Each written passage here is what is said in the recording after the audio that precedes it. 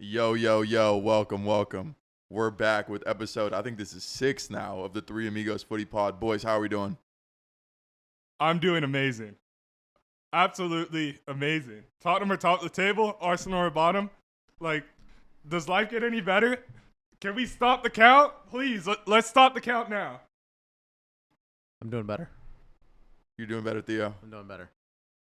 You sure? I promise. You don't sound too good at the moment. No, I promise we're doing really good. Well, guys, we're happy to be back. We're going to review this weekend, and let's get started. So first off, we got to talk about the crazy news that happened. Arsenal losing 5-0 to Manchester City. Theo, you're our Arsenal correspondent, AFTV. What happened? So let's take it away with some stats first. Let's get into some of these stats. Manchester City had 81% possession. Arsenal had 19. Manchester City had 4.03 expected goals. Arsenal had 0.1. Manchester City had 25 chances created and 25 shots. Arsenal had 1 shot and 1 chance created. We had 1 shot off target. We had no shots on target. We did really, really well. We had 0 XG in the second half, which is even crazier to me. I actually did not get up to watch this game, but I watched the highlights. And what I noticed, I'm glad you didn't. What I noticed, woke I'm up. glad I didn't either. What I noticed from what we were trying to do is we were trying to run this formation that was like a 5, either a 5-4-1 or like a 5-1-3-1. And I hope the math checks out. Which was so weird because we had like 4 players pressuring their center backs, and then 1 pass from Ederson a couple times just took out our entire press. And then they had like a 5-on-5 breakaway. It was kind of nuts because it was so predictable and we could see it every time. Ederson legitimately had 1 pass at the end of the first half or at the beginning of the second half that went straight through our press, and it led to Manchester City's like third or fourth goal, all from 1 pass. It was exciting. It was a good game. I'm excited because this implosion starts something new, hopefully. Yeah, I woke up to watch the game. I woke up half asleep. I saw the first goal where I forget who threw in the cross, but I saw Gundogan kind of just beat your defense to the ball, and what's his name in goal? Leno just kind of had a T-Rex arm, like trying to throw at it. Maybe one of the worst goalkeepers I've ever seen. Leno. He's awful. It wasn't his fault. It was Callum Chambers. If you saw it, like the header, it was like Callum Chambers jumped and headed away and realized he had missed it, and Gundogan was behind him. Yeah, it was. But it was from like 2 yards away. I think Leno did as much as he could, to be honest. It was tough. But I woke up. I was watching the first 7 minutes of the game. I saw that goal, and I said, I'm going back to sleep because Arsenal about to lose 5-0. They knew what was happening. I woke up, and it was 5-0. But, I mean, I've always kind of been the one defending Arteta. I don't really think it's his problem. I think it's more of a cultural thing. But with that being said, the players have stopped playing for Arteta. That game was really just about Arsenal gave up. Arsenal gave up. You don't lose 5-0 unless you completely give up on it. With the type of players that Arsenal have, the only player, I watched the highlights, but the only player that seemed to give any type of effort, try anything, was Emile Smith-Rowe. Everyone else was just like, didn't really care. And I think that's the more troubling thing about Arsenal, from my perspective. No. Arsenal are a shambles, mate.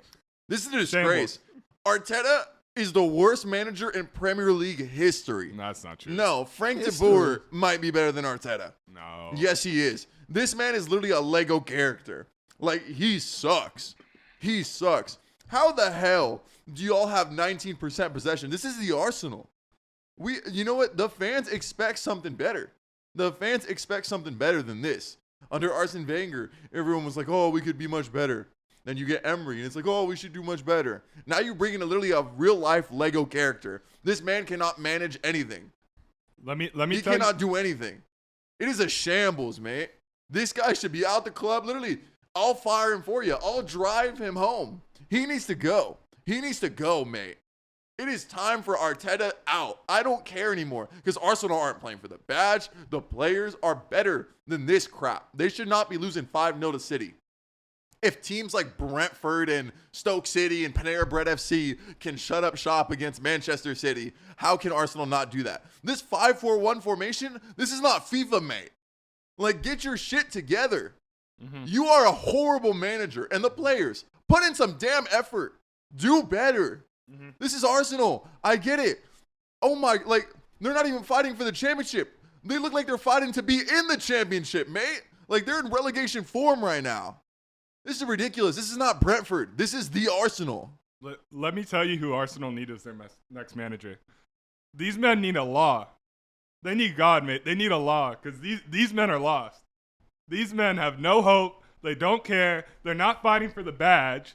They don't care. They're literally just showing up to get their paycheck. Arsenal players are, within the highest paid players in the Premier League. These men don't give a fuck. Excuse my language. They don't care.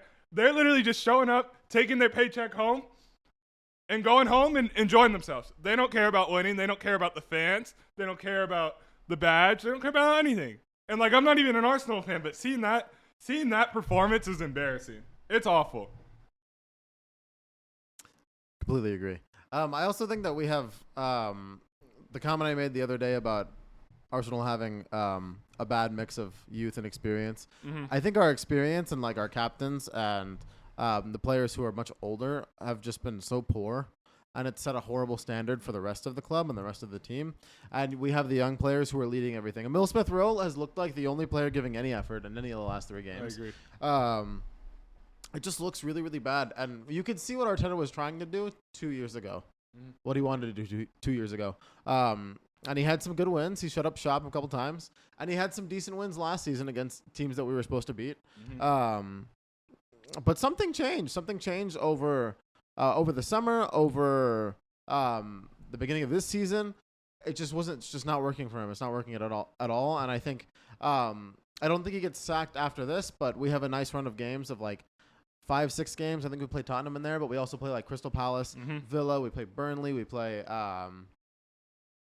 Norwich. Y'all play Norwich next. We have to do really well to I in think that Norwich next run pick of up games. points. Or if we don't do really well in the next couple of games, then Arteta is probably gone. But right now, this implosion, Arteta is going to change something, and the club has to change a lot of things right now. Let's get this straight. If Norwich beats Arsenal, is Arteta gone? No, probably not. I'd give him a little bit longer. If they lose to relegation, Norwich is already in the championship. This is his If team, they mate. lose to Norwich, you think he stays? Does he deserve to stay? I think if he loses to Norwich, then it's that's at home. next game. Next game's at Tottenham. Yeah, so it'll be if we lose to Norwich, then he'll be on the hot seat for Tottenham, and if we lose to Tottenham in a very convincing fashion, Mm-hmm. I think he would be gone pretty fast, because then that's 0 for 5, lost all 5 Right. games. So that being said, we have to pull out a couple wins from this next run of games, otherwise Mm-hmm. Arteta's on the hot seat. He's already on the hot seat. And it's just gonna be really bad because Arsenal took too long to get rid of Emery when we looked really, really bad under Emery. Good evening. And now we're looking really, really bad under Arteta, and I think they don't want to do the same thing of wasting too much time, because Right. we wasted too much time to get in another manager after the Emery era. I just don't think we fired him fast enough, so I think we should probably be a little more ruthless this time, and if Arteta's not doing well in the next couple games, then he's got to go. Yeah, I mean, let me tell you what the most concerning thing about Arsenal, from my perspective, as kind of a third party, these guys like Arteta and his system, they just don't have an identity. Like you watch a good City team, even a good United team, or even Spurs under Nuno. They have a way that they set up every game. Those players know what they're gonna do. They set up in their formation. They do what they do, and their managers are good enough to make adjustments in the middle of the game. Arteta changes his tactics game to game. These guys don't have any idea what they're doing. They don't know. They don't have a system. They don't have an identity at all. And on top of that, as I said, these players have given up on playing for this manager. They don't care. They see that Arteta's not a good manager. They don't believe in his tactics. They don't believe in him, and they've just given up. I think also at the same time there was a point in time when Manchester City were struggling under Guardiola. I think the beginning of last season and a little bit the season before. And Guardiola has this way of constantly micromanaging everything, or he used to, as much more so. And Arteta kind of does that. And when you're constantly being yelled at and things are changing and you're stopping training sessions and stopping scrimmages and stuff like that, I think it gets really tiring and really old for the players. So I think it's just kind of that general fatigue of Arteta trying to be in charge and trying to micromanage everything that's happening throughout the club. So What I don't understand is literally this defense is Swiss cheese. Everything goes through it. It is ridiculous. Y'all go down to 10 men, And then y'all don't even pack it in. Y'all literally just keep on letting them, oh, yeah, for sure. Let's let City get another goal. They were walking into the goal, mate. Literally no one was stopping them. Shambolic defense. It was shambolic. Chambers, Holding, and Kolasinac, these men should literally be flipping burgers at McDonald's, not playing for Arsenal. Y'all are trash. And it's a disgrace that they even wear the Arsenal badge. McDonald's, not whatever you want, Jack in the Box, Wendy's. Like, these guys should be flipping burgers. They should not be playing for the Arsenal, man. And this is a disgrace. Like, it is ridiculous. And Arteta, you are so bad. So bad. He's worse as a manager than he is as a coach. Some of the contracts he's given out, like Xhaka got a red card, and he's done it again and again and again and again. Well, he lets down the Arsenal fans. He lets down his teammates. Not only is he still the captain, he just got a new 4-year contract, and he's one of the highest paid players at the club. It's a disgrace. What is Arteta doing? And that's all him. He's the manager. He's in charge of transfers. He's in charge of contract extensions. He's in charge of everything. I also think there's a couple players that this summer were supposed to go, and we were supposed to either cancel their contracts or actually sell them on. And I think Kolasinac was one of those who we were going to cancel his contract altogether. Why is he altogether. at the club? He's terrible. And we ended up just keeping him, and now we're playing him. It's kind of He nuts. got relegated with Schalke. Yeah, he got relegated with Schalke. To be fair, Schalke were really, really bad. But he's not a very good player. He's not a center back for the most part. He's not even a footballer at this point. And I think Cedric we were supposed to get out too, and we didn't get rid of Cedric. We didn't get rid of Maitland-Niles. No one knows where Bellerin is. My question is this: what happens to these y'all players? spent the most money in the transfer window, and for this, Yeah, genuinely for this. If I'm Ben White, I'm seriously considering. Damn, should I have stayed at Brighton? Did Ben White play?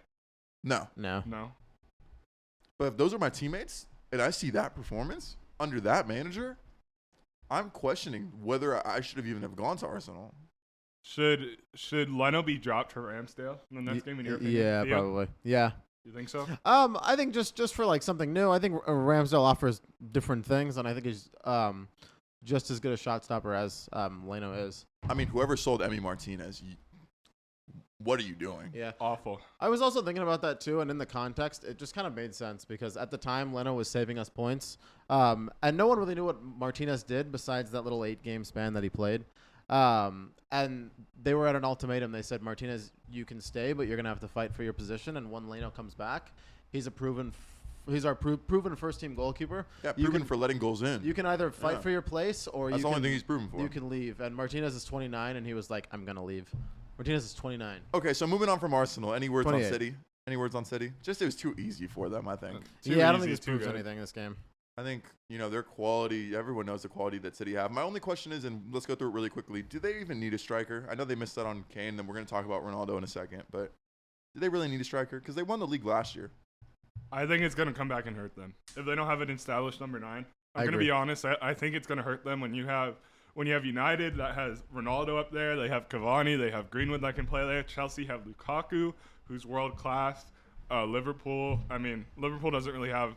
They have Firmino, but they don't really play that number 9. They play more of a false 9. That's what City did last year, and they did pretty well. I mean, even Spurs have Kane. I think it's gonna come back and hurt them, if I'm being honest. Alrighty, let's move on.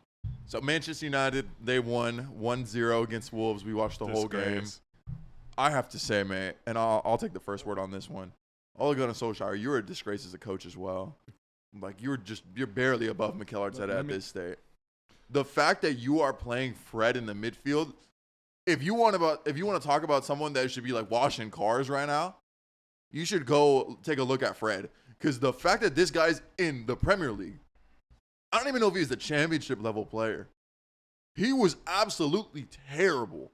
Like horrific. Like I could have played in the midfield and it would have been better. Like that was so bad. I felt so embarrassed for Fred. Like why even let him be on the pitch? He's not even good enough to deal with that.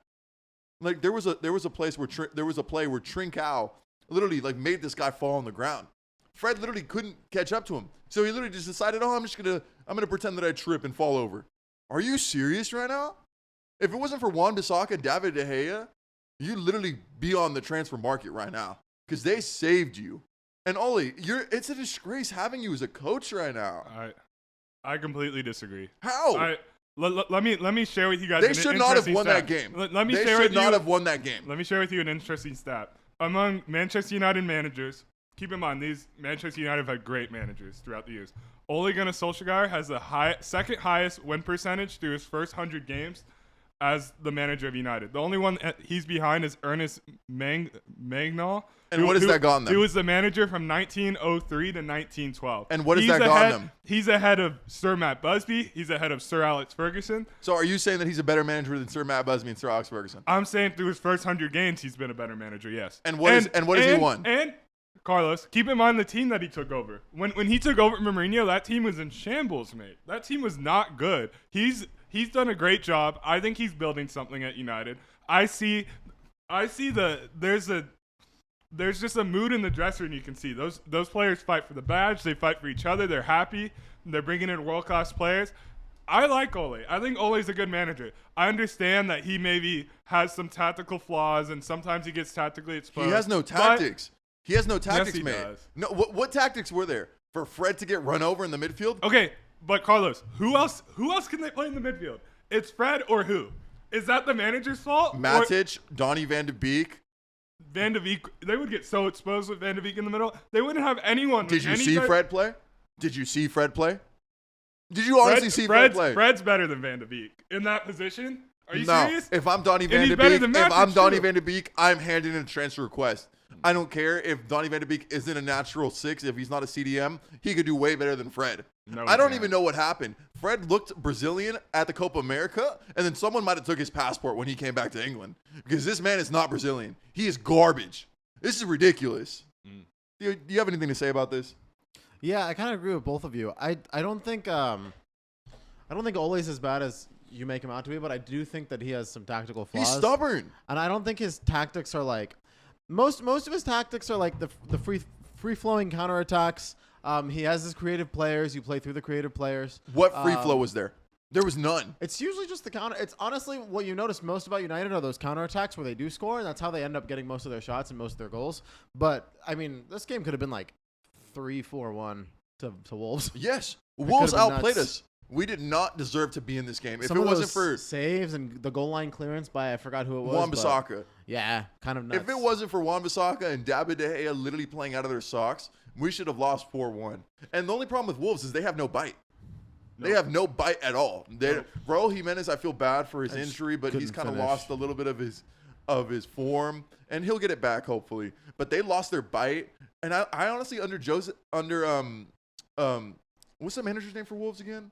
Bruno Lage. Under Bruno Lage, they have such a great thing going. It's honestly kind of a shame that they haven't won any of their games or taken any points. But you know what? It is ridiculous that Man United literally looked like Stoke City against Wolves. We got so lucky.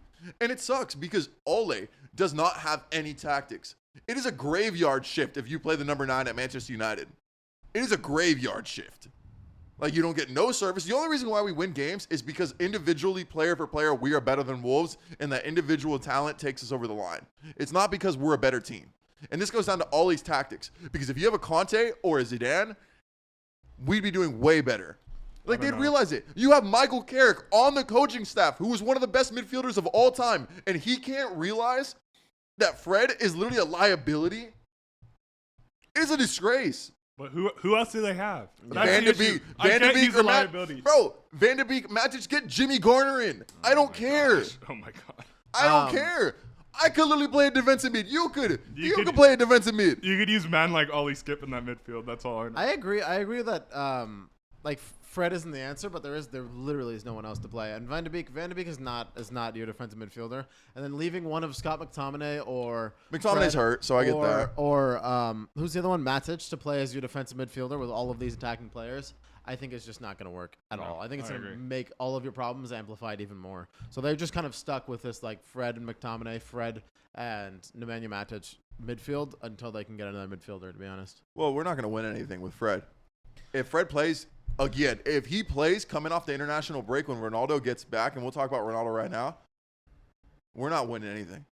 We won't win anything.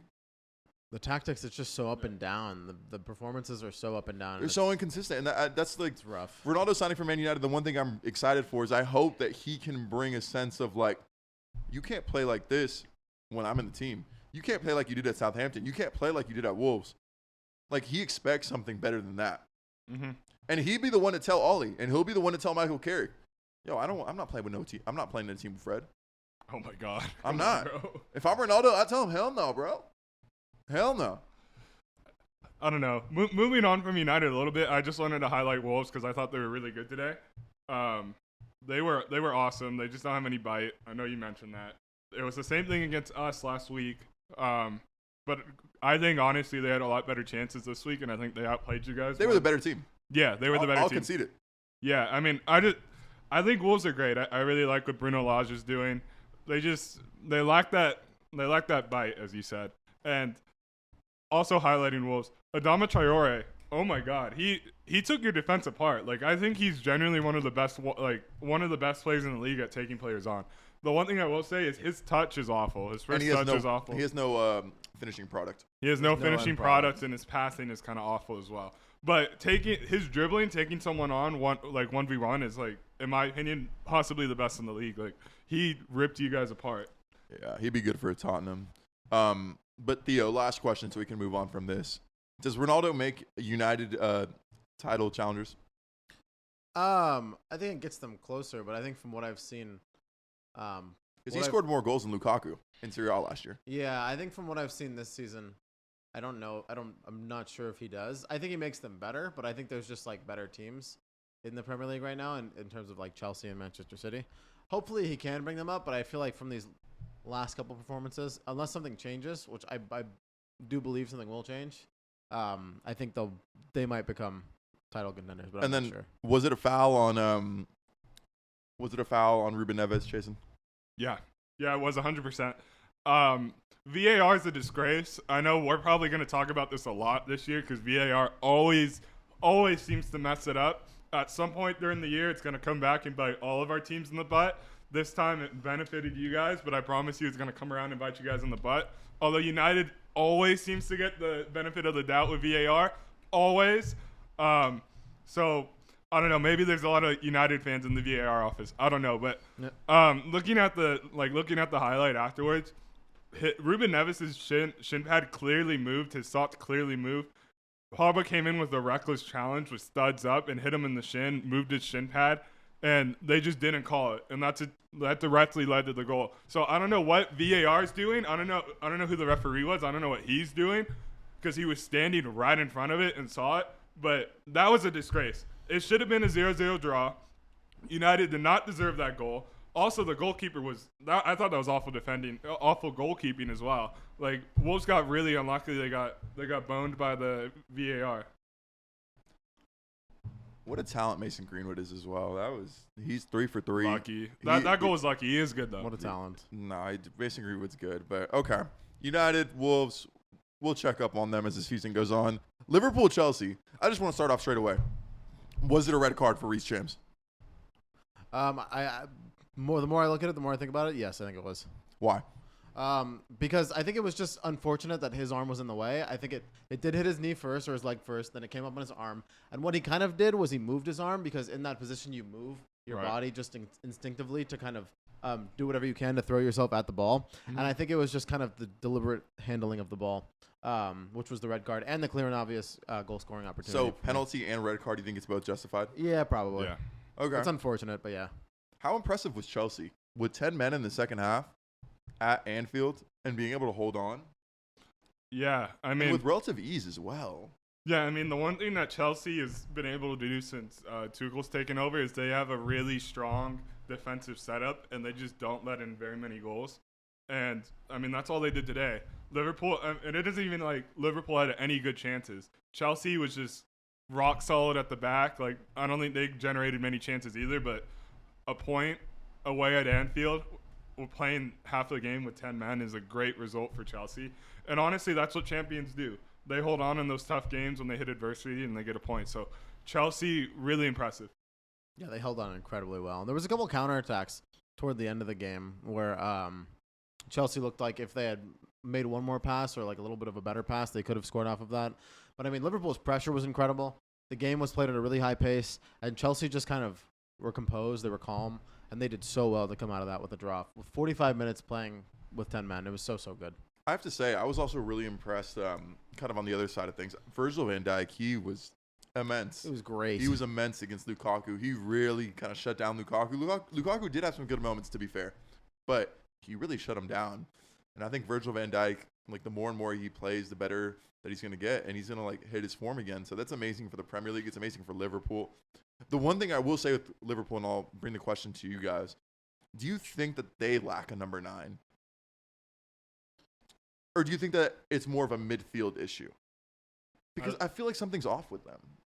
I think it's both, if I'm being honest. I think Wijnaldum not being there really hurts them, and I just don't think Firmino's good at all. Like, I haven't really thought he's been good for 2 or 3 years now. I think he's awful. I think he's one of the most overrated players in the league. I just think he gets really good service, so he gets a lot of chances and able to convert. And then that midfield just isn't good. They started like Harvey Elliott in that midfield. Granted, Harvey Elliott played very well. Granted, he's really good, but he's also like 18 years old. So, I think Liverpool at this moment right now, I just feel like something's off. I know that when we talk about, United City, Chelsea, people are like, okay, they're excited about them. With Liverpool, we're kind of not sure.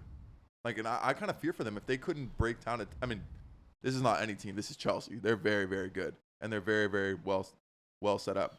But the issue is like you're at home with that Anfield crowd, and it didn't even look like Liverpool were going to win that game. No. It looked like more Chelsea were even going to score with 10 men. Yeah, exactly. And I also think like I was going to say Thiago or Keita has to probably take that spot where Wijnaldum was playing. But Thiago doesn't have the. Neither of them are like. They don't have the legs. Neither of them are going to be like the are going to make up for the goal scoring that he had either. I think it's a really interesting Liverpool because I see a lot of people like not really talking about them as much because they haven't had a really big window. Like they brought in Ibrahim Konate, and it's just kind of interesting to see the dynamic of that club because I know that they still have most of the people from their title winning team. But do you guys think that they can challenge with the Cities and the Chelseas? The more I watch them, the more I kind of think that they can't. I really think this team needs kind of a squad refresh. Get players out like Firmino. I think it's probably time to move on Mane, bring in someone else, and kind of just freshen up the squad, to be honest. I really think they need to freshen up because this team just, as you said, something seems off with them. And I don't think they'll be able to challenge this year, really. Like, they probably should get top 4, but I don't think that they're going to end up being close to the title. Where's Ibrahim Konate as well? He needs to. I don't know if he's just not playing because it's been Matip and Van Dyke. So I don't know what's going on with him, but I mean it would be good to see him in the Premier League very soon. Yeah. So there's Liverpool, Chelsea. I was just wrapping up on them. Super impressed. Super impressed. You know what? I was kind of down on Chelsea, but I mean the way that they have started this season has been crazy. So to get a draw at Anfield with 10 men, I think that's exceptional. Yeah. But talking about another London team, Tottenham, they end up winning 1-0 against Watford. Tottenham with the 1-0s. I'm just going to go straight into it, and I just want to get to the bigger question. Is Nuno really going to make them a title contender? Or at least challenge him for the top 4? So, I am really, really, really excited by the start we've had. 3 games, 3 goals, 0 conceded, 9 points. And look, we didn't play like City's a title contender. Wolves is a very good team.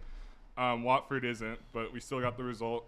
I don't think we're going to be title contenders this year. I'm not going to get that far ahead of us. I just don't think we have the type of squad depth and players that a Chelsea, a City, or United have. But with that being said, I do think we can challenge for that 4th spot with Liverpool. I think we can compete with them. I mean, if Eric Dyer and Davinson Sanchez keep playing the way they do, I really think that we could get top 4 this year. Harry Kane hasn't played at all, really. Like, he came out for 20 minutes against Wolves. He started today against Watford, but he was like frankly invisible. He missed kind of a sitter as well. So hopefully he gets back into it. He gets back on form. And also, it's got to be said, Heung-min Son, like if we do anything this year, we're gonna look back on these first 3 games and say, Heung-min Son carried the squad. He carried us through these first 3 games. Worldy goal in the first game against City. Against Wolves, he hurt himself in pregame, but he still like put in a pretty good shift. And then today, he scored another worldy goal off of set piece. So he's been great. Yes, I believe in Nuno. The one thing I will say, we talked about this with Arsenal. They just don't have an identity. They don't have a way they set up or play. Doesn't like the players believe in the manager. I think it's the complete opposite with Nuno. I see a clear way that we set up in the Premier League. It's a 4-3-3 with a flat 3 in the middle. The 3 up front play very narrow, and they like to press. And just everyone's fighting for the badge. There's really a belief amongst the team. He got Dele back on form. I'm really impressed with the way Dele's played. Steven Bergwijn's been amazing as well in his first 3 games. And as I said, Eric Dyer and Davinson Sanchez have turned into prime Vidic and Ferdinand through 3 games. It's been absolutely incredible. Okay, all right. They have. Right. These men have been taking blocks. They've been putting legs out. All right. It's been incredible to watch. All righty. Theo, let's get off our Tottenham TV correspondent for a second. Oh wait, they don't have Tottenham TV. It doesn't exist. Let's just get straight to it. I'm gonna ask you the question. Is this a repeat of Jose last year? No, I think they'll be more consistent than Jose last year, but yeah, I don't think Tottenham fans in general are going to ride this high as much as they did last year. Just because of what happened last year, and I think they've been good performances and they've pulled it out of the hat, but I mean, at Manchester City they pulled the Son goal out of the hat. I didn't see the goal this time, but if it was a really good goal, it was a terrible goal. Then it just has kind of Son. You just kind of have Son to thank for both of those games. But they've set up well and they've been disciplined. So if you have a good defense and you have players like Heung-min Son and Harry Kane and even Bergwijn, you'll be pretty consistent. I don't know if they'll set the Premier League alight in terms of like contending, but they can definitely fight for that top 4 spot. But I feel like Heung-min Son, he's always a great player at the start of the season. And then he starts to, as he gets like injured and tired, he always tends to tail off and fade out. So we'll see. I think Harry Kane's going to need to pick up the slack. Eventually, he'll get going. I think he will too, yeah. I think he will as well. I believe in Harry Kane as well. I'm excited for Tottenham. I'm kind of changing my opinion a little bit day by day. I see them. I really like what Nuno's doing. Mm-hmm. But there's always a fear with me in Tottenham. That back line, I need to see Guti Romero in there. Mistakes come out, yep. I need to see Guti Romero because I know Eric Dyer, and I saw what Paul Pogba did to him when we got out of quarantine that first game. Man was on the floor doing some twister dance moves because he could not contain Paul Pogba. And I know it's going to happen. Davinson Sanchez also, he's a little reckless. He's the Colombian Eric Bailly. So you know what? Yeah. I'm waiting to see it. But I do think this, and I will give Tottenham credit for this. Guti Romero is going to come in the squad. He's going to be great. If y'all can get Adama, from what I've seen, he's been great. He's been great, exceptional. But honestly, Spurs fans, you should be happy. Y'all are top. Arsenal are bottom. We're top of the league. We're top of the league. Tottenham Hotspur. We're top of the league. Come on, boys. Prediction. Is there any chance that Arsenal catches Tottenham this season? Well, it has been 3 games, but from how they've been playing, probably not. I mean, if Arsenal get a new manager, maybe, but I really like what Nuno's doing. And just a bit on our transfer business, I don't think we're going to get Adama, which is unfortunate. But it looks like we're going to bring in a midfielder. We were linked to Mariba from Barcelona. Don't think that's going to happen. But there's been rumors that we're going to try to get Basuma from Brighton. If we got him in, that would be absolutely massive. Yeah, he's a class player. He would be massive. And for a good price. It'd be a great price, yeah. And then we're also trying to get Emerson Royal right back from Barcelona. If he could come in and provide some competition for Tanganga, although Tanganga's been great. Honestly, I think we'd have a good first team. Like, I think we'd be able to compete with Liverpool for 4th. If not, I expect us to get 5th at the very worst this year, from what I've seen. Theo, question for you. Last question, so we can move on. If Arteta goes, who do you want as manager? I have no idea. No idea? Okay, we're gonna come back to you at the end of at the end of the show. I want you to think of someone. Okay. We're just gonna go through these games quickly because I know none of you guys watch this crap. Norwich versus Leicester. Leicester 1-2-1. Norwich is already have their spot secured for the championship next season. Any comments? I honestly didn't watch. Good, yeah. I don't really think anyone should be watching that game. Norwich, if you're watching a game with Norwich, you know what? I'm gonna be a little friendlier to Brentford. That was my New Year's resolution. we're gonna be nicer to Brentford. But 2-1. Any words, Theo? No words. Yeah, we don't care. Aston Villa v Brentford 1-1. The bees are buzzing in the Prem, mate. The Bees are going buzzing. hard. I have to give Brentford their flowers today. Through the first 3 games, they haven't lost. Nope. They have not lost. Invincibles, mate. They're going for Arsenal's challenge of the Invincibles, mate. Brentford, They're gonna stay up for sure. Brentford, if think so. y'all stay up, I will have to face a consequence. I don't know what it'll be. Carlos will face a consequence. I think Ivan Toney got his first goal in the Premier League as well today. Ivan Toney? Yeah, he got his first goal in the Prem today. He ain't no Ollie Watkins, mate. He's better. You're right. No way. I'll make a bet right here. Ollie Watkins gets more goals than Ivan Toney this season. I also think Aston Villa have a much better squad than. Well, I mean, Aston Villa have a quality squad. They have that guy named Jackie Boy. Oh, wait. They had that guy. They had that boy named Jackie Boy. Which is what made Ollie Watkins look so good. I know. We'll see what happens. Brentford, I still believe y'all are prime for the relegation candidacy. All right, let's move on. Newcastle Southampton 2-2. This was an exciting game, guys, wasn't it? It was super exciting. Yeah, I think Newcastle gave up a late goal, which is a bit unfortunate. But, I mean, Southampton might be a relegation candidate. I got to be honest. I've always liked Southampton. Hey, they tied with us. They are. Oh, are they really? They tied with us. Yeah, they're not they awful. They tied with you guys. Tied Yeah. with us. But I mean, I don't know. I've always really liked Ralph Hasenhüttl, the Southampton manager. I really like the way he sets up and his tactics and stuff. But I don't know. We'll see. I just don't know if they have the players, if I'm being honest. Theo, what are you thinking? I like Ralph Hasenhüttl too, and I think some Arsenal fans were clamoring for Hasenhüttl to come to Arsenal. But if Southampton do poorly and we do better, crossing my fingers. But I think. I don't know. I feel bad for Newcastle because I feel like I was unfair to them to put them in the relegation candidacy. But they have some really good players. And Callum Wilson. They do. Players, yeah. Gucci headband. And it sucks today. Joe Willock. It sucks today because St. Maximin scored in extra time. He scored in the 91st minute, and then they gave up a penalty in the 96th minute to get the draw. That's unfortunate. So Poor Gucci. Poor Gucci. it sucks. Yeah. Alrighty, Brighton losing 2-0 to Everton. Are we impressed by Rafa Benitez? We are. Very impressed. Damari Gray. Someone was saying that was me. I think it was Chasen. That was me. Damari Gray might be, for the price, I think they paid £2 million, might be the signing of the summer. Every time I've watched 2 of Everton's games, he's really impressed me. He scored again today. Great signing. He kind of never broke his way into that Leicester team a couple years ago, and I don't really know what he did in the Bundesliga, but since he's come back, wow, he's been amazing for Everton, I must say. Everton are looking good. The game that I was very interested in, West Ham Crystal Palace, ending 2-2. Conor Gallagher put on a show, honestly, guys. Scoring 2 goals. Mikel Antonio, y'all saw that he became, I don't know if this is this week or last week. That was last week. He became, well, shout out to you, Mikel Antonio. West Ham's top goal scorer. The way that he celebrated, that was such class. And you saw the cutout he had? Yeah, that was crazy. That was crazy. The Hammers are in the top 4 right now, mate. They are. They're in the top 4 right now. They are blowing bubbles in, what is it, West London? East London?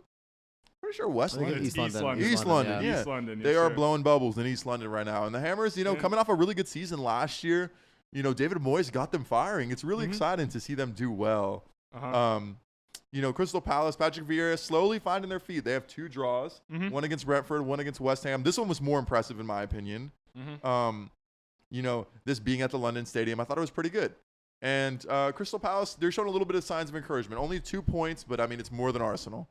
So it's true. What? They are showing a little bit of encouragement. Yeah. I really like West Ham. I really like David Moyes, and I think it's time for him to get a chance at one of the bigger clubs. Whoa. I mean, honestly, take him at Arsenal. He'd be better than I would take him at Arsenal just because defensively he sets up so well, and I know he has a great little pivot for kind of to cover his defense. But he's always been a really good defensive coach, and they're looking really good going forward too. So I think West Ham are in for another actually good season. Without Jesse Lingard. Quick question: Mikel Antonio, 4 goals through 3 games. Is he a favorite to win the Golden Boot? He's been amazing. He might be. I think so too. I actually give him a good shot. Yeah, he's been great. I must say, he's kind of the only guy they have up there too. That really is like a top level goal scorer. Ben Rama scored a couple. He's been good. And I'm looking at it. Fornals scored 2 goals as well. Fornals is not a finisher, but interesting team. They're also going to bring in Vlasic. They just signed Kurt Zuma from Chelsea. Vlasic. I think they're investing money into the squad. They are. I really like what Leicester did in the window. David Moyes deserves it. Yep, 100%. After the performance that they've had, quickly, like Leeds have been, they've been very disappointing up until now. And you know what? I'm very scared for local Bielsa. But any other comments? I feel like it's hard to ride that wave for multiple seasons in a row, just because it's draining. It's draining, and local Bielsa was exactly what we talk about when we say that all the newly promoted teams are excited to play in the Premier League. Leeds were like that on steroids. They were like so excited to play in the Premier League. They played this really exciting, really aggressive pressing style, and that is tiring. They can't do that multiple times, multiple seasons in a row, without some injuries, without some issues. It could be difficult. Yeah. And on that note, guys, that wraps up our Premier League little segment. We'll be right back. Alrighty, guys, just to wrap it up, we're going to go with our Around the Ground segment talking about the rest of the European leagues. So I'm going to start off with La Liga. Real Madrid 1-0 beating Betis. Not really a flashy game. The one thing I will say that did stand out was how good Vinicius Jr. has really been. A couple seasons ago, you know, he came into the team. He was a young teenager, and he's still really, really young. But he had no end product. He lacked the consistency. And I think under Carlo Ancelotti, you've kind of really seen the best of him. And my question to you, Theo, is, you know, Eden Hazard's been dropped, and they've been preferring Vinicius now, at least for this game. Do you think that Eden Hazard still has the ability to reach his top form? No, I don't think so. I think he's never been in the best shape. And as he gets older, I think there's more and more injury problems. And I'm not sure if he has muscular injuries or like maybe like more like fractures or stuff like that. But those are hard to come back from, and especially at his age. I don't think he'll ever hit the heights that he hit at Chelsea. Gotcha. Okay, moving on. Barcelona 2-1 beating Getafe. I thought really what a great performance it was from Memphis Depay. He played amazing. He was so good. And I would say that the biggest thing is just like the form that he's giving Barcelona kind of shows that, you know, they're still able to compete. They're a really good team, especially in La Liga where things are really open. Like, this is amazing. Jason, what do you think of Memphis Depay? Proven goal scorer. Great player. Not really much else to say. I did see the post about his goal. It looked like a delightful little goal there. But Memphis Depay is good. I think Barcelona's going to be fine this year. They have a lot of really talented players. Like, they should be in the mix to win the league. Gotcha. Okay. In the last game, we kind of wanted to highlight from La Liga, Atletico 2-2 against Villarreal. They got saved because Villarreal scored an own goal right at the end so that Atletico could tie the game. And honestly, it's crazy that the fact that even happened, you know, the game was kind of chaotic. It was all over the place. Atletico did not look that good defensively, and they got lucky. They got very lucky. So, you know, all the teams are the same in La Liga right now. They're all at the same points, and it's going to be very interesting. Who do you think has the best chance of winning between those three? Who's your champ? Early prediction. I like Atletico to repeat again. I really like their business they've done this summer. They brought in Cunha from Hertha Berlin, I believe. Yeah. He's real good. Shout. Yeah, man. I just like Atletico. I really like the way what's his name? The manager there sets Simeone? up. Simeone. Cholo Simeone. Really like the way he sets up. But yeah, I mean, Atletico. Yeah, if not Atletico, I'd probably go Real Madrid just because of how good Vinicius is looking. And I think Ancelotti will get them kind of ticking soon. I'm going to go with Real Madrid as well. I think that if Vinicius can carry his form, this will be crazy. But okay, moving on. Bundesliga. Theo, what do you got for us? One team I just wanted to highlight was Leverkusen. They won their last game 4-0 to Gladbach, which is really, really good at home. Wow. And then they won away 4-1 against Augsburg. And a couple of players I wanted to highlight were Patrick Schick, wonderful for Leverkusen. Moussa Diaby, who we've all signed on career mode. And yeah, he's been great. Florian Wirtz also. Florian Wirtz is 18. He played in the U21 Euro, I think, this summer. Looked really, really good. And I think Really Derek Ray, the commentator for the U21 Euro, said that he lives 30 minutes away from home. And when he first started training with Bayer Leverkusen, his mom was taking him to training every day. That's crazy. Which is nuts. But yeah, still 18 and still, like, he's like a regular for the team, which is nuts. But I think Wolfsburg are 3 for 3, and they're at the top of the table with 9 points. And then Leverkusen and Bayern Munich and Dortmund are all behind them. Who's winning it? Bayern Munich. Does anyone want to take the field? No, not No. really. I think Dortmund got lucky in a 3-2, which was a thrilling game right at the end. So Hoffenheim scored a 90th minute, and then Holland scored a 91st minute I goal. saw that. That was Nuts. crazy. The one thing I did want to highlight about the Bundesliga is Marcel Sabitzer going from Leipzig to Munich. That's going to come out, I think, today. Widely reported that it's going to happen. It's kind of interesting. The Bundesliga is the only league in the world where the champion will take from the second place team their head coach, their best center back, and their best center mid, which I find to be kind of interesting because Bayern took obviously Nagelsmann from Leipzig, their manager. They took Upamecano, the center back, probably their best one, and they just took Sabitzer, who's probably their best midfielder. So, Munich's going to win again. Nothing surprising. Musiala was really bright as well for them as well. Young English guy. I think he declared for Germany. He declared for Germany. Okay. Yeah. So, yeah. You know what? I actually will take the field this Really? season. I'm going to take the field because I think that every time that Bayern gets a new coach, I think they're vulnerable. It takes them like a year to really kind of settle in. You saw that kind of under Kovac, but then again, they had Flick come in and then he kind of steadied the ship. But I think that it takes like a year for them. So I think if anyone's going to win it, that's not Bayern. It has to be this year.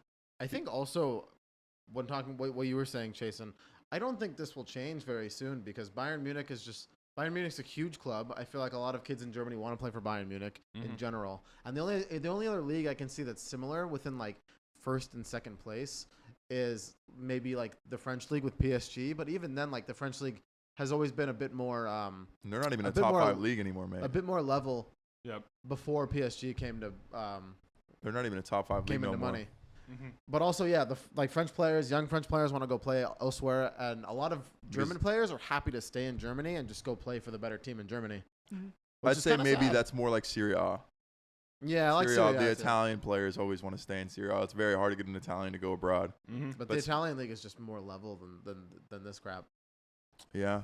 Pretty much. And speaking about the Italian league, Serie A, Jason, you're a correspondent. Did you watch any of the games this weekend? I did not. I watched some highlights. It's some interesting results. Inter won 3-1 against Verona. Lautaro Martinez, Correa scored twice. That's interesting. Udinese beat Venezia 3-0. Gianluca Busio, U.S. international, made his debut. Full debut. He started for Venezia. He probably did a terrible job. I mean, he must have. They lost 3-0 to They Udinese. lost 3-0. The two Udinese's things, a good side. yeah, the two things I did want to highlight, or a couple more things. Lazio won 6-1 against Spezia, and really exciting result. Lazio, I think, can challenge this year. Fiorentina won 2-1 in a derby against Torino. Real good result. Vlahovic scoring. Yeah, Vlahovic scored. Should have been a Tottenham lad. Wasn't meant to be. But the one major thing I did want to highlight is Empoli beat Juventus 1-0. Juventus has saw that. Juventus has 1 point through 2 games. Is it the beginning of the end for Juventus' like run in Serie A, their dominance? No. I don't think so. I think that Locatelli needs to get in the midfield ASAP. He needs to be in the midfield. They need that engine in the midfield to kind of spark things because they don't have that. They tried to put McKennie forward this game. Did not work out. I trust Massimiliano Allegri. I think he's a good coach. But I really think that you need to use Locatelli the way that he should be used, the way that he was used in the Euros. Yep. You said Paratici used to be the football director for Juventus? Yeah, so Paratici was brought on. Now you have Juventus. Nedved. You have Nedved. Yeah, it's Nedved. Paratici was there. I think he was brought on when Juventus was like 10th in the league, like late 2000s, and he was there until last year. So he kind of brought them up and got them their 10 straight titles as the director of football. He's not there anymore. But yeah, I mean, we'll see. They just signed Moise Kean as well. I guess that's their Ronaldo replacement. Oh, what a replacement. So, I mean, I don't know. We'll see. But moving on to other results in the league, Napoli won 2-1 against Genoa. Milan won 4-1 against Cagliari, and Roma won 4-0 against Salernitana, whatever it's called. Is this Jose Mourinho's Roma? Jose Mourinho's Roma. Tammy Abraham. Jose Mourinho and Tammy Abrahams. Tammy Abraham. And mate, what's the table looking like? It's gonna be real tight. There's a lot of teams at the top of the table. Would y'all take anyone else to win the title other than Inter? So there's 5 teams that have gotten 6 points out of the first 2 games. Let me read them to them. Lazio, Inter, Roma, Milan, Napoli.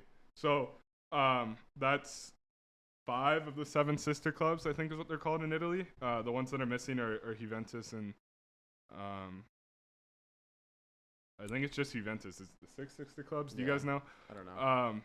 Regardless, it's going to be a real interesting title race. The big names and the big teams in Serie A are actually all very even and good this year. Juventus. Yeah, because all the star players have left. Lukaku, Ronaldo. Yeah. I mean, they've been hit really hard by COVID as well. Well, Juventus wasn't very good with Ronaldo anyway. So. They weren't. No, they weren't. But, I mean, we'll see. It's going to be really interesting. If I had to choose someone to win awkward this year. Technical difficulties, man. Technical difficulties. If I had to pick someone to win this year, I like Milan. This year, I really like what Milan's done. Definitely. And, I think that Serie A is going to be really interesting. I'm excited to see what's going to happen, with Jose Mourinho. Mm-hmm. I'm excited to see if Roma can keep this up, and we're going to see what's going to happen with them. But honestly, I think this makes the league a lot more competitive to not see Juve win it every single year. Kind of the demise of Juve. But the one thing I'm interested to see with Italian clubs is how they're going to fare in the Champions League. Atalanta, they're in a group with United. Juve is obviously there. AC Milan is in a group. They're in the group of death, or one of the group of deaths at least.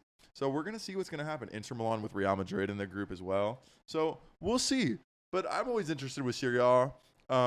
Anything else, guys, that we should know in the European leagues? I think we covered most of the top 5. Messi made his debut today for PSG. In the Farmers League. In the 66th minute. In the 66th minute, yes. And did they win? They won 2-0, yeah. Mbappe scored 2. I thought it was real interesting. Pochettino started Mbappe instead of Messi in that role. I think they're trying to say that Mbappe's going nowhere this year at least. They want to keep him, so interesting result. PSG should run away with the league as usual. But yeah. Also, interesting debate, Theo. I'm gonna lob this to you. Carlos and I had breakfast this morning, and Carlos had an interesting point that I want you to see if you can answer for me. So, Carlos believes that if you put Southampton in Ligue 1, that they would finish in a Champions League spot. So they would finish in the top 4. You said Southampton? Yes, mate. No. Yes, mate. Livramento, Romeu, Adam Armstrong. I think they might challenge for like those top 7 spots, and they might finish in a top 7 spot. But I don't think they're better than. Mate, you're telling me that Lyon without Memphis Depay and the guy that went to Crystal Palace and all they have is Houssem Aouar, mate. They are garbage. Them lot ain't beating Southampton, mate. They got hit really hard with Marseille, Nice, Lille. Nice. You think Lille's better? Lille just got like destroyed. Way better than Southampton. No, they're not. Lille probably is better than Southampton. They're losing Shelik as well. Yeah, I think Nice, Marseille, Lille, PSG. I think all of them are better. Probably Lyon as well. Aurier not even a Southampton level player. Now you know what sucks too, because I think Nice are backed by not as much of as wealthy an owner as PSG, but they are backed by a wealthy owner. So they were able to go get Lille's manager, and they were able to hold on to most of their players that they had, I think. So Nice looks really good, but I think if you were to put another team in that league right now, they just have like so much more money. All these teams are selling players. It's a fire sale at Lyon. It's a fire sale at Lille. I mean, it just looks bad for the league. Yeah, and Southampton's a quality squad, mate. They'll go up literally to the French league, and they'll mess some stuff up. The finances, that's what they mess up. They'll destroy these teams. You telling me OGC Nice is going to beat Southampton? Hell nah, man. Yes, 1,000%. Hell nah. No way. 9 times out of 10. Have you seen the quality of Southampton these days? Yes, I have. Livramento? They're pretty decent. Jack Stevens? No, I don't know. Ward-Prowse and Romeu? That's a top 4. We could have a top 4 midfield. We could have these debates, but we can't have these debates. But I think in terms of finances, both the Premier League Adams, mate. League Shea Adams, mate. I like Che Adams. I think Che Adams. He's better than whoever Lyon got right now. No, they have that Turkish dude. He's good. What's his name? That's Lille, mate. Lille. That's Lille, man. My fault. But anyway, I think we can have this debate over and over, but I don't think that we can ever like truly find out what's going to happen. Let's put it to FIFA. Let's put Southampton in Ligue 1. I'm down. Ligue 1, yeah. Let's do it. Oh, they'll finish top 4 easily, mate. For They sure. might even win the league. Actually, They might even win the league, mate. Actually, I don't think fourth place is Champions League anymore. No, I think third place. Oh is. yeah, I oh think yeah. it's only third That's, place, well, right? It's because they'll finish in the top 3, mate. It's the UEFA coefficient. I Third, think. fourth, fifth, sixth. They'll finish wherever you want them to finish. If you want them to finish, I mean, they're not gonna finish last, but you know, Southampton finish. Makes They might sense. even win the league, mate. Oh please. Che Adams, what is he, Scottish? I think he's Scottish. The Scottish. Che Adams is Scottish. Yeah, I think he is I think he Scottish. changed his The Scottish nationality. Neymar. The Scottish Neymar. Boy. Scottish Yes. Mbappe, mate. Boy. Other than that, watch the MLS and Bro, watch ain't the no one on this Bundesliga too. podcast watching the MLS, Yes, man. we are. Yeah, here in LA, Carlos and I and our buddy Christian went out last night. So Christian and I went to one place before Carlos joined us, and there were a lot of LAFC fans. They actually LAFC. they took a party bus from the game to the bar that we were at. So they were all getting lit. And then the other place we went to, there was like a table of LA Galaxy fans. So Oh, the MLS is alive and well here in LA. Ain't Everyone no one support. watching that. yes, I'm we looking are. at the camera saying this. If you watching the MLS and listening to this podcast, I really question what you do with your life. Genuinely. I question what we do with our lives too. Well, on that note, guys, anything to wrap it up? Any conclusions from this weekend? Your biggest take, and really quickly. It's only been 3 games. We're doing well. It's only been three games. Really encouraged by Tottenham and really excited to see what comes with the last 2 days of the transfer window. Yes, that too. How is Arteta a manager? That is my question, and I leave that to the Good question. community. I leave that to our fans. I leave that to everyone. Well, guys, it's been a pleasure, and I want to say, if you've been watching our podcast, if you've been a loyal fan to us, like, comment, subscribe. We have an Instagram. We got a Twitter. We got a YouTube. You know, we got all that stuff. If y'all could leave a review, maybe rate us. You know, Yes. leave comments. Whatever you want to talk about, literally, we'll talk about it. You know, Mhm. we'll do whatever. As long as it's not the MLS, we'll talk about it. Boy. So, I'll you talk know- about the MLS. We'll do a segment. I won't do that. I won't be there. But you Yeah, know, we'll be the MLS correspondents. Me and Yes. nah, they're doing a great job of it. But guys, thank you for your support. Keep on listening. We're gonna try to bring the content out as much as we can. You know, like I know the transfer window is like coming to an end. So these last couple of days, we might have a special emergency pod for you guys. Transfer window special, possibly. We might. But it's been the Three Amigos Footy Podcast. I'm Carlos. That's Theo. That's Jason. Yes. Sir. Have a great rest of your day. See y'all later. Godspeed.